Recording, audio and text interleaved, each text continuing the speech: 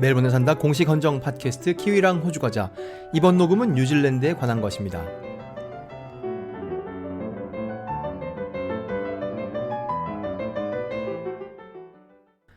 2019년 9월 19일 저녁에 녹음하고 있습니다. 오늘은 뉴질랜드 동네 이름 시리즈 네 번째입니다. 과거에 로토루아에 대해서 한 적이 있었죠. 그 다음에 와나카에 대해서도 했었고, 그 다음에 더니든은 왜 더니든인가 이걸 했었는데, 오늘은 오클랜드는 왜 오클랜드인가에 대해서 하려고 합니다. 오클랜드 뉴질랜드에서 제일 큰 도시죠. 한국 사람들도 많이 살고 그런 도시인데, 제가 처음 오클랜드를 간 것은 1996년이었어요. 그 이후 제가 사실 오클랜드랑 별로 관련이 없는 삶을 살았습니다. 그래서 오늘날까지 제가 오클랜드에서 보낸 시간을 다 더한다면 한 100시간 정도? 아무리 많이 잡아도 200시간을 넘지 않을 거라고 생각해요. 그렇게 저랑 개인적으로는 깊은 관련이 없는 곳이지만, 오늘 이 녹음을 함으로써, 즉 오클랜드는 왜 오클랜드인가, 다시 말해 오클랜드는 어찌하여 그런 이름을 갖게 되었는가 라는 녹음을 함으로써 우리가 늘 알고 있다고 생각했던 동네 오클랜드에 대한 이해를 새롭게 해보려고 합니다.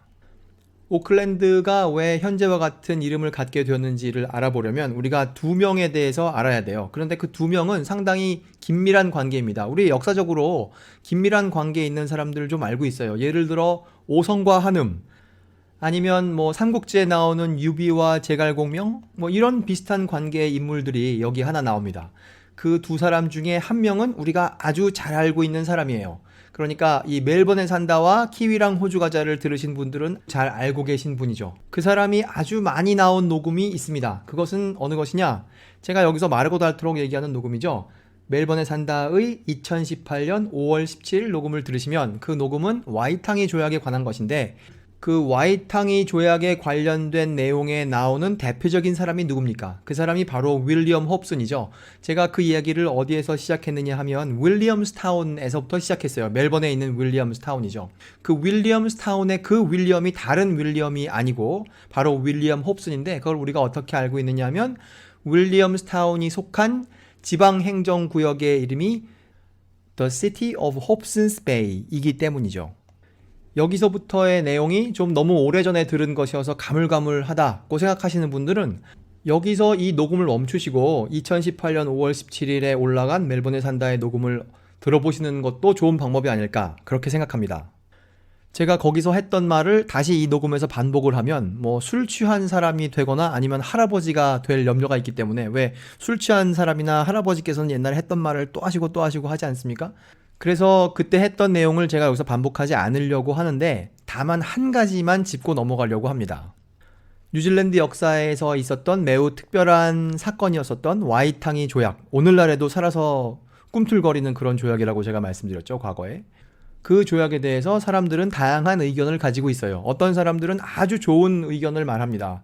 그것이 아름다운 화합의 상징이다, 이렇게 말하는 사람이 있고, 그것에 완전히 반대편에 있는 사람들은 이 조약이라는 것이 일종의 사기다, 이렇게 말하는 사람이 있죠. 뉴질랜드에서 큰 서점에 가보시면 그 큰 서점마다 꼭 와이탕이 조약에 관련된 책을 모아놓은 곳이 있는데, 거기에 보면 그런 다양한 의견들이 있어요. 제가 오늘 딱 한 문장을 읽으려고 합니다. 도대체 무엇 때문에 많은 사람들이 이것이 사기라고 생각하는지, 이 조약을 맺을 당시에 사람들이 충분히 정직하게 행동하지 않았다라고 생각하는 이유는 영어판으로 된 조약의 내용과 마오리어판으로 된 조약의 내용이 같지 않기 때문이에요. 그 중에 핵심적인 단어 하나가 바로 주권이라는 단어입니다. 그 조약을 맺는 것은 주권을 가져오려고, 영국 쪽에서는 주권을 가져오려고 맺은 것이 아니겠어요? 그러니까 그것이 정직하다면 그 조약에다가 주권이란 말을 분명하게 표시했어야 하는 것이죠.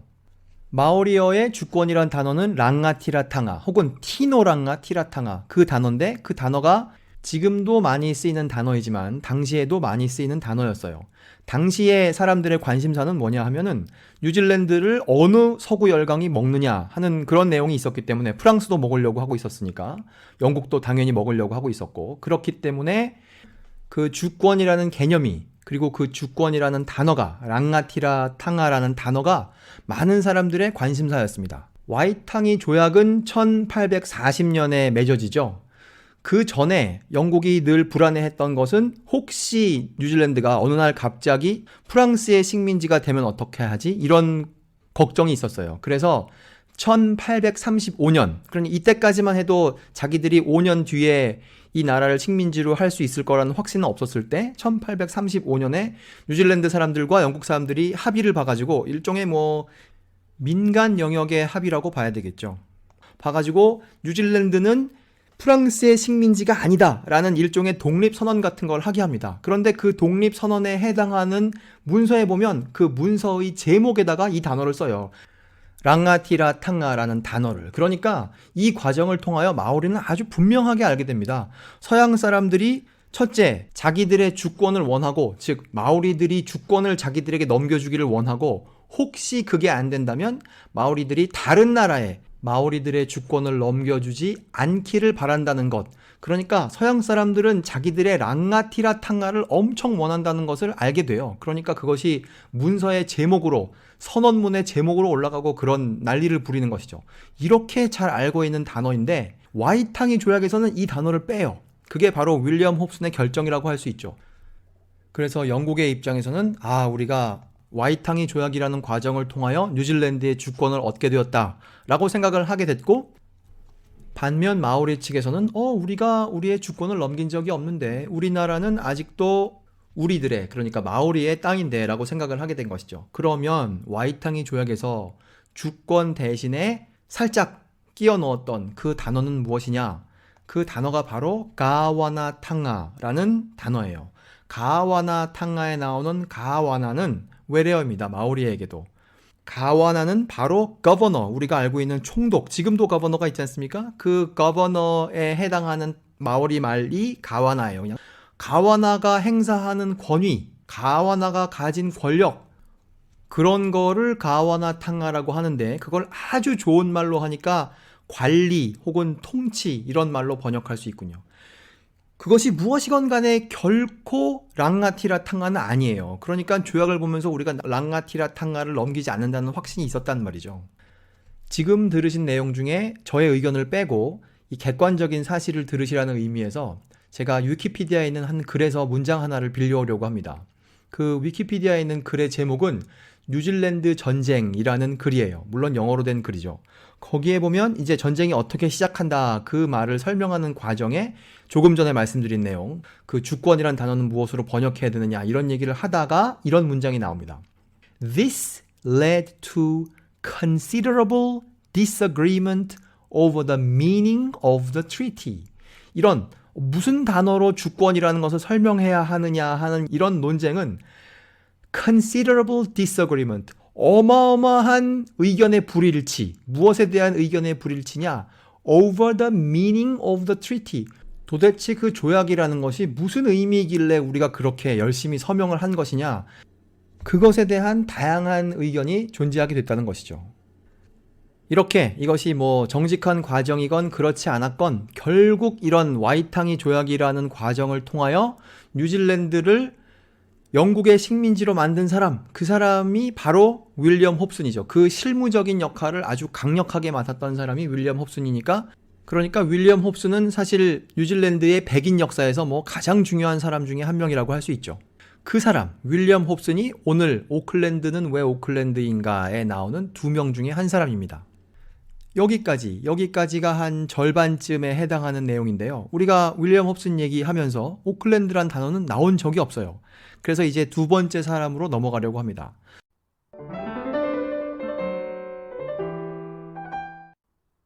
그 두 번째 사람은, 그러니까 오늘 내용의 두 명의 주인공 중에 한 명이죠. 그 사람은 조지 이든이라는 사람이에요. 근데 조지 이든이라는 사람을 알아보기 위해서는 그 사람 아버지부터 시작하면 좋습니다. 그 사람 아버지가 윌리엄 이든이라는 사람인데, 윌리엄 이든이라는 사람은요 1744년생이에요. 그때쯤 살았던 사람인데, 이 사람 뭐 하는 사람이었냐면요, 이 사람 정치가이고 그리고 재정 전문가예요. 그리고 이 사람 살아생전에 정치도 했지만 그 스페인의 대사로 간 적도 있고 이런 사람입니다. 그래서 이 사람이 일을 잘해서 영국에서 이 사람한테 자귀를 내려줍니다. 이 사람을 귀족으로 만들어주는 거죠. 오늘 귀족 얘기 조금 할 건데요. 귀족의 종류에는 공후, 백자남 이렇게 있지 않습니까? 공작, 후작, 백작, 자작, 남작. 근데 오늘은 우리 딱 백작하고 남작 두 개만 할 겁니다. 그래서 이 윌리엄 이든이라는 사람이 Baron of Auckland가 됩니다. 이 기본적으로 이 귀족 칭호는 앞에 나온 단어는 그 귀족의 등급이고 그 뒤에 나온 단어는 그 귀족에 붙어 있는 영지가 어디에 있느냐 이제 그걸 말하는 거 아닙니까? 우리가 잘 알고 있는 그 여왕 할머니의 큰손자 윌리엄 그 양반은 그 사람이 Duke of Cambridge 아닙니까? 그러니까 캠브리지를 영지로 하는 공작이 그 사람인 것이죠. 그런 관점에서 볼 때 Baron of Auckland는 오클랜드라는 땅을 영지로 하는 공후백자남, 남작인 거예요. 드디어 오클랜드라는 단어가 나왔습니다. 그래서 이 오클랜드가 어디에 있는 오클랜드인가를 제가 알아봤더니요. 우리 얼마 전에 에딘버러에 대해서 하지 않았습니까? 그래서 상상을 해보십시오. 런던에서 에딘버러로 운전을 해 간다고. 그래서 운전을 해 가시면서 한 3분의 2나 한 4분의 3쯤 되는 위치. 그러니까 런던을 출발해서 한 4시간 한 2, 30분쯤 되는 그 동네. 뭐 우리 별로 익숙하지 않은 동네인데요. 저는 익숙하지 않습니다. 영국 잘 아시는 분은 익숙하신지 모르지만 그 동네 근처에 비숍 오클랜드라는 동네가 있대요. 근데 거기에서 서쪽으로 조금만 가면 웨스트 오클랜드 그런 동네가 있다는데 그 땅이 바로 이 귀족 칭호에 연결되어 있는 그 땅이에요. 베런 오브 오클랜드의 그 오클랜드는 바로 거기에 있는 그 웨스트 오클랜드를 말하는 것이죠. 이렇게 이 오클랜드 남작이라는 것이 생겨요. 그런데 윌리엄 이든이 죽으면서 이제 그게 상속이 된단 말이죠.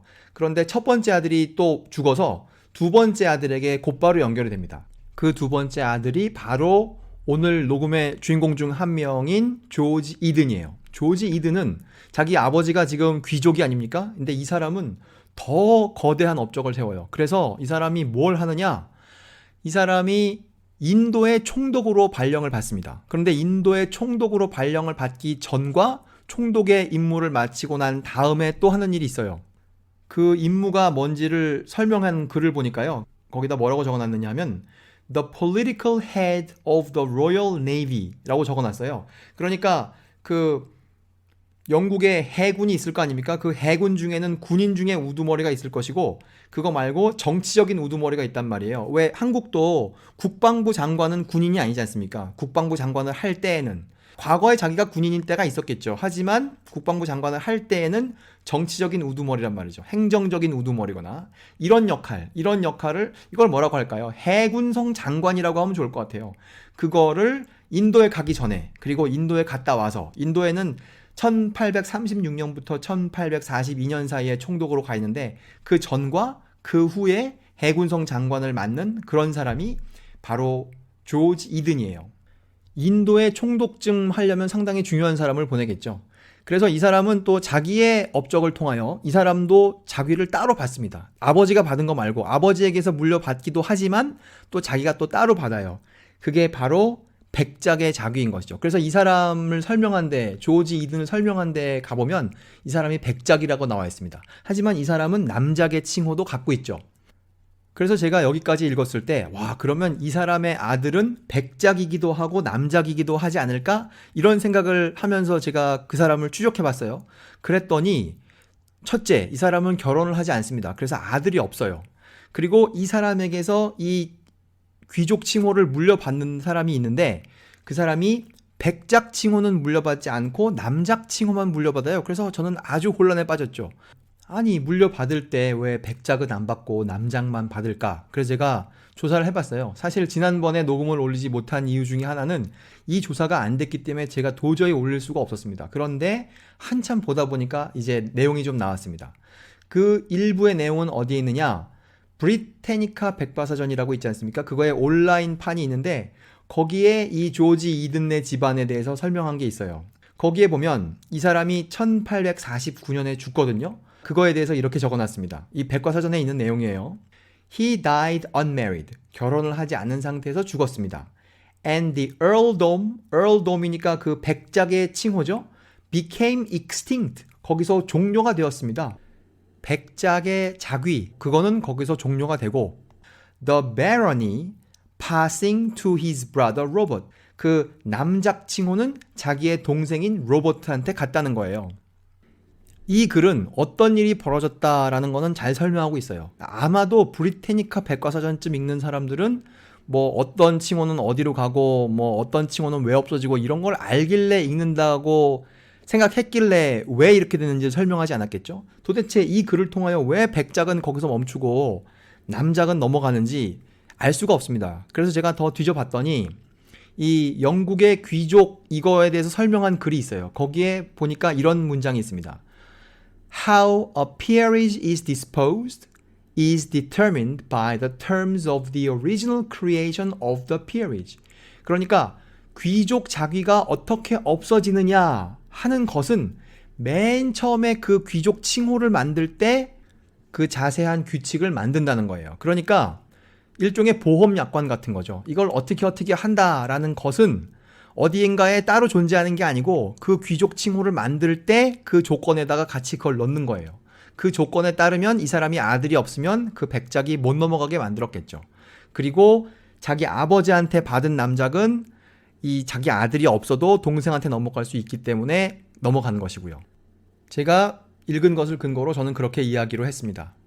그래서 이걸 들으시는 분들 중에 혹시 어디서 귀족 칭호를 받으실 일이 있으신 분들은 그냥 아유 귀족 칭호구나 하고 덥석 받지 마시고 거기 그 자세한 약관을 보험 들 때처럼 자세히 읽어보시고 받으시면 어떨까 뭐 그렇게 생각해 봅니다.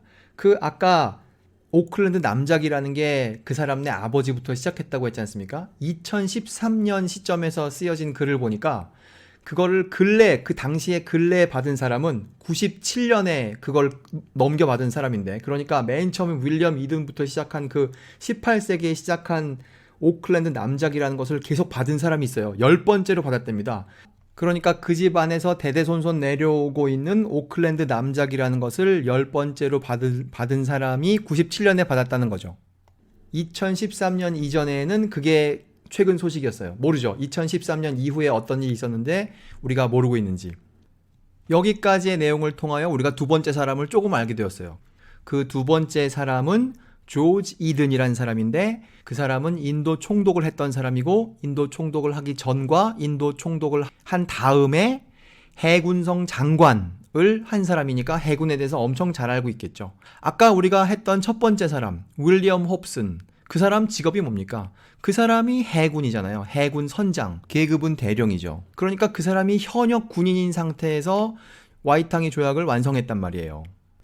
그 장면을 보면, 즉 윌리엄 홉슨이 와이탕이 조약에 관한 실무를 맡는 그 장면을 보면 아, 윌리엄 홉슨이 늘 그 영국 해군에서 중요한 역할을 맡았나 보다 이렇게 생각할 수 있지만 그 윌리엄 홉슨에 대한 설명을 보면 뭐라고 적혀있느냐 William Hobson was overlooked for subsequent promotions despite his ambition. 그 사람의 군인 생활의 어떤 시점에서 그 사람이 아주 그 성공하고 싶은 야망이 있었음에도 불구하고 그 다음으로 진급하지 못하는 그런 때가 왔었어요. 그 사람의 해군으로서의 경력에서. 그런데 그 진급하지 못하니까 잘 쓰이지 않고 이제 뭐 별로 할 일이 없이 그렇게 있을 때 야, 저 사람이야. 저 사람을, 저 친구를 데려다가 이 일을 시켜야 해. 라는 생각을 한 사람이 있었단 말이죠. 그 사람은 해군을 엄청 잘 알고 있는 사람이겠죠. 그리고 거기서 말하는 이 일이란 뉴질랜드를 식민지화하는 것이고요. 그 사람이 바로 인도에 가 있었던 조지 이든입니다. 그러니까 윌리엄 홉슨의 입장에서는 조지 이든이 엄청 고맙겠죠. 자기가 군인으로서 꽃을 피우지 못하고 있을 때 자기를 알아보고 자기에게 아주 큰 일을 시켜줌으로써 그리고 그 일을 근거로 그 다음에는 그 윌리엄 홉슨 아예 거버너가 되지 않습니까? 뉴질랜드의 거버너가. 그러니까 자기 경력에다가 아주 꽃을 피워준 사람이 조지 이든이니까 조지 이든이 너무 고맙죠. 그래서 와이탕이 조약이 맺어지고 1840년 2월 달에 그 사인을 처음에 시작하지 않습니까? 그래서 그게 거의 다 됐다고 생각하는데 한 6개월 정도 걸리는데 그때쯤에 이 사람들이 영국 사람들이 뉴질랜드에서 좋은 항구 하나 정해다가 그거를 새로운 수도로 만드는 그런 작업을 합니다. 사실 당시까지 수도처럼 사용했던 그런 동네는 우리가 지금 알고 있는 베이 오브 아일랜드라는 동네에 있는데 거기에 뭐 와이탕이도 거기에 있고 오키아토라는 동네도 거기에 있고 러셀도 거기에 있고 우리가 뭐 옛날 얘기 즉 1840년 옛날 얘기 들을 때 많이 나오는 동네인데 여기가 뭐 마오리들은 많이 쓰는 동네였는지 모르지만 영국 해군들의 입장에서 볼 때는 더 좋고 큰 항구를 찾고 싶었죠. 당시에 영국 해군 뭐 전 세계를 돌아다니면서 뭐 좋은 항구 될 만한데 보는 눈이 엄청 높지 않았겠습니까? 뭐랄까요? 항구의 명품 이거라고 할 수 있겠죠. 그러니까 뭐 좀 말을 붙이자면 나중에 뭐 상상력을 동원하여 하는 얘기입니다. 아메리카 컵을 할 수 있는 그런 좋은 항구를 찾아본 것이죠. 북섬에서, 그 근처에서. 그래서 이 사람들한테 낙점을 받은 곳이 바로 우리가 오늘날에 알고 있는 와이타마타 항구, 오클랜드 안에 있는 항구죠. 그걸 보고 영국 군인들이 그래, 저거로 하자. 그렇게 해서 결정한 게 1840년 9월이고, 이제 그걸 근거로 거기를 새로운 수도로 할 거니까 그 도시의 이름은 뭐다라고 지어야 될 거 아니겠습니까? 그거를 지을 수 있는 권력을 가진 사람은 당연히 윌리엄 홉슨이고 윌리엄 홉슨의 마음속에는 늘 조지 이든이 있었겠죠. 그러니까 윌리엄 홉슨은 아주 이름 짓는 게 쉬워요. 조지, 이든, 오클랜드 뭐 이런 거를 가지고 이름 하나 만드는 거죠. 그래서 아주 쉽게 이 도시는 이제부터 오클랜드라고 부른다. 이렇게 된 겁니다. 그래서 오클랜드라는 이름을 정한 사람은 윌리엄 홉슨이고 그 오클랜드라는 이름은 원래 어디에서 왔느냐 하면 조지 이든에게서 온 것이죠. 조지 이든이 오클랜드 백작이니까요. 그런데 여기서 끝나지 않습니다. 단순히 그 동네를 오클랜드라고 부른 것만으론 성이 차지 않아요. 그래서 윌리엄 홉슨은 한 걸음 더 나아가서 그 오클랜드 시내에 있는 동산, 제가 뭐 동산 높이를 찾아보니까 196 아니면 197m짜리 작은 동산이라고 되어 있는데 그 동산을 오클랜드 안에서 보고 저거 이제부터 마운트 이든 언덕이라고 불러. 그 이든은 어디서 왔겠습니까? 당연히 조지 이든에게서 온 것이죠. 이렇게 여기저기에다가 덕지 조지 이든과 오클랜드 백작 이런 냄새가 그 도시에서 나도록 그렇게 이름을 붙이는 겁니다. 이제 이런 일들은 1840년에 벌어지고요. 그로부터 2년 뒤에 윌리엄 홉슨은 죽습니다. 윌리엄 홉슨이 조지 이든보다 8살이 어림에도 불구하고 먼저 죽어요. 그리고 나서 49년에 조지 이든도 죽죠. 여기까지가 제가 준비한 본론입니다. 이제 이 내용을 통하여 오클랜드는 왜 오클랜드가 되었는가를 이제 알게 되었습니다. 그런데 여기에 제가 두 개의 자질구레한 얘기를 붙이려고 해요. 첫째는 무엇이냐면 이 스토리를 제가 어디에서 알게 되었느냐 하면 이 오클랜드를 소개하는 그런 웹사이트가 있어요. 오키워키. 이거를 뭐라고 부를까요? 오클랜드를 걸어다니기 그런 웹사이트가 있습니다. okiwoki.co.nz. 거기에 보면 왜 오클랜드는 이런 이름을 갖게 되었는가를 설명하는 글이 있는데요. 그 글의 제목은 오클랜드, The Mystery Behind Its Name 이런 글이에요. 그 이름 뒤에 숨겨진 비밀 뭐 그런 내용이죠. 그리고 제가 덧붙이고 싶은 두 번째 자질구레한 얘기는요. 이 오클랜드란 이름이 만들어진 과정을 생각해 보십시오. 이것을 한 주역이 어떤 사람입니까? 그 사람이 인도의 총독이죠. 그 사람이 인도의 총독으로 있으면서 해군 장교 한 명 모셔다가 뉴질랜드를 영국 식민지화한 것이죠. 그러니까 오클랜드의 이름은 어떻게 보면 다시 말해서 인도 총독 이렇게 부를 수 있을 것 같아요. 그러니까 오클랜드 안에 어느 특정한 나라에서 온 사람들이 많이 있다는 사실은 우연만은 아니지 않을까 이런 추측을 해봅니다. 멜번에 산다 공식 헌정 팟캐스트 키위랑 호주 가자 이번 녹음에서는 오클랜드는 왜 오클랜드라는 이름을 갖게 되었는가를 알아보았습니다. 감사합니다.